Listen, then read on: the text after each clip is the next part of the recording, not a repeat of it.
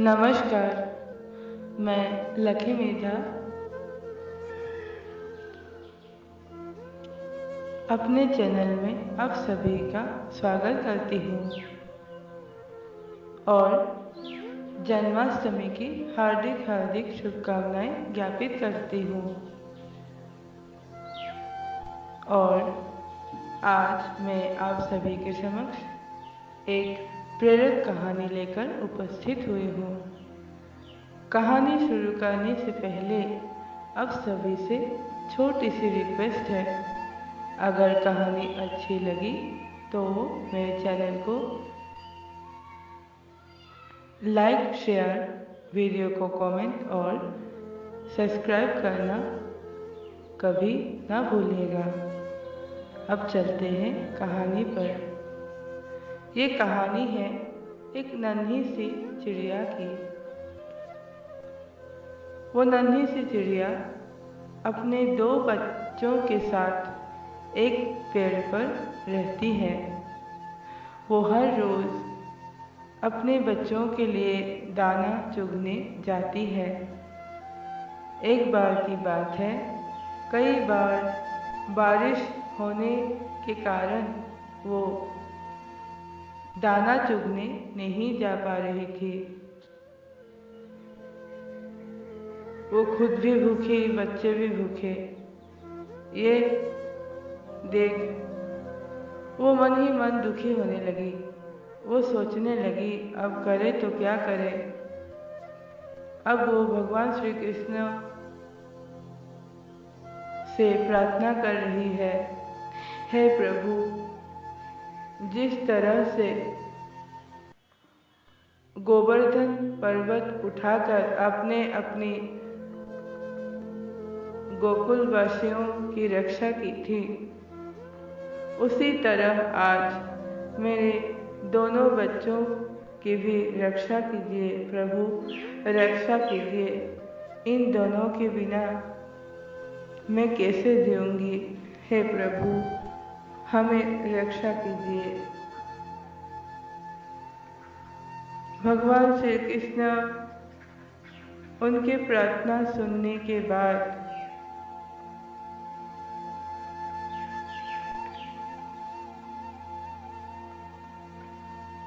उसके कुछ ही देर बाद वहाँ भगवान श्री कृष्ण के कृपा दृष्टि कहूँ या चमत्कार कहूँ, एक साधु बाबा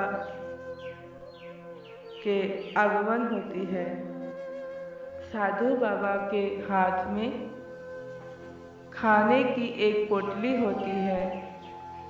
खाने की पोटली को उस पेड़ पर तान कर साधु बाबा वहाँ से चले जाते हैं। उस खाने की पोटली को देखकर वो नन्ही सी चिड़िया बहुत खुश होती है और वहाँ से अपने चोंच से खाना निकालकर अपने बच्चों को खिला रही होती है। बार बार खाना निकालने पर चोंच लगने के वजह से वो पोटली में एक जगह बन गई थी। उस जगह से सारा खाना जमीन पर गिर गया। उतने में साधु बाबा की आगमन फिर से होती है।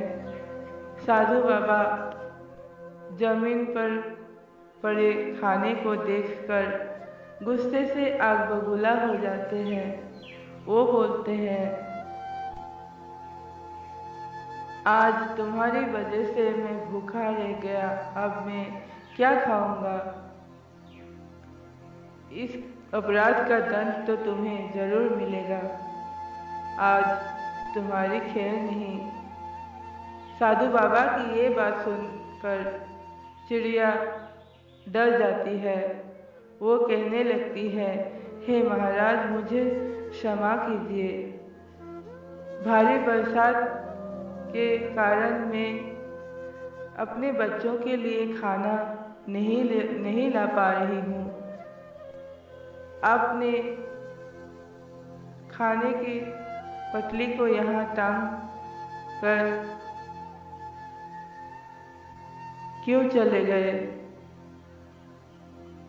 अब चले गए तो मुझे लगा शायद श्री कृष्ण की ही कृपा से ये खाना मुझे मिला है और मैंने अपने बच्चों को खिला दिया। इसमें मेरी क्या दोष है?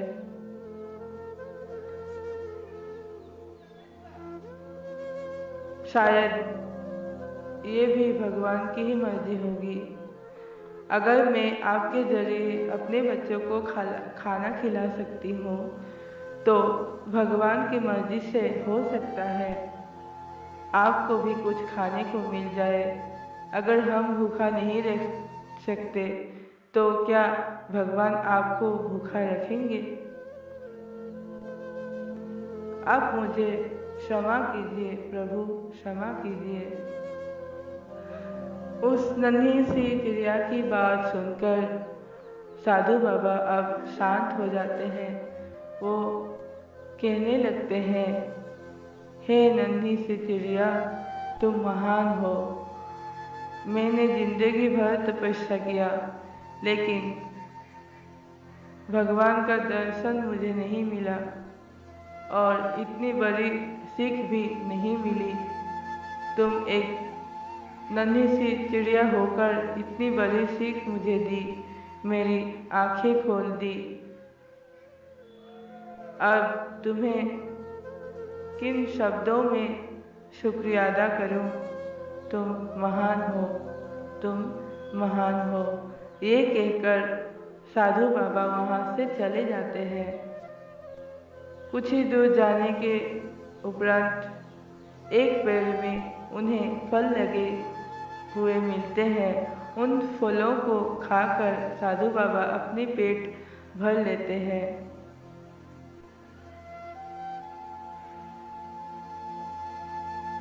इस कहानी से हमें यही सीख मिलती है कि हमारे साथ जो भी हो रहा होता है वो भगवान की ही मर्जी है, भगवान की ही मर्जी से होती है।